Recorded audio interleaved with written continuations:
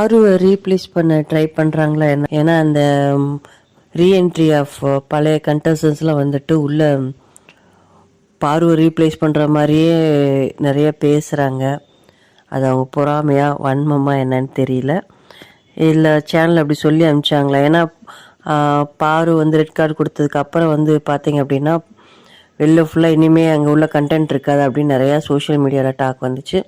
So அதனால் வர எல்லா கண்டஸ்டன்ஸும் என்ன பண்ணுறாங்க, எக்ஸ் கண்டஸ்டன்ஸ் உள்ளே வச்சு செய்கிறாங்க உள்ள ஃபைனலிஸ்ட்டாக.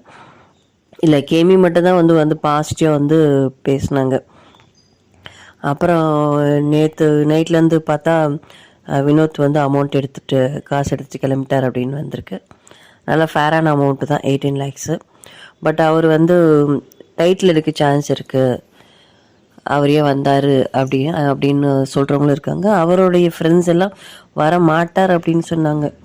பட் அவர் ஏன் வந்திருக்க வாய்ப்பு இருக்குன்னா, ஒரு சில பக்கம் வந்து பார்த்திங்கன்னா இந்த எக்ஸ் கண்டஸ்டன்ஸ் உள்ளே வந்ததுக்கப்புறம் அவர் அவராகவே இல்லை, டோட்டலாக வேறு மாதிரி மாறிட்டார். அவர் கண்ட்ரோலில் இல்லை, நம்மளாம் பார்த்தா தெரியுது.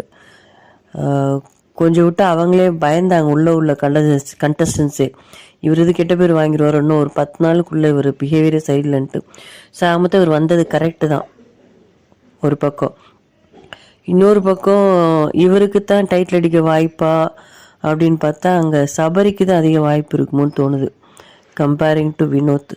ஸோ வெயிட் பண்ணி ரன்னரப்பு 3rd 4th வரக்கு போயெல்லாம் இந்த அமௌண்ட் வந்து எடுத்துகிட்டு போகிறதே வந்து பெட்ரு தான். நல்ல முடிவு தான் வினோத்தோட முடிவு.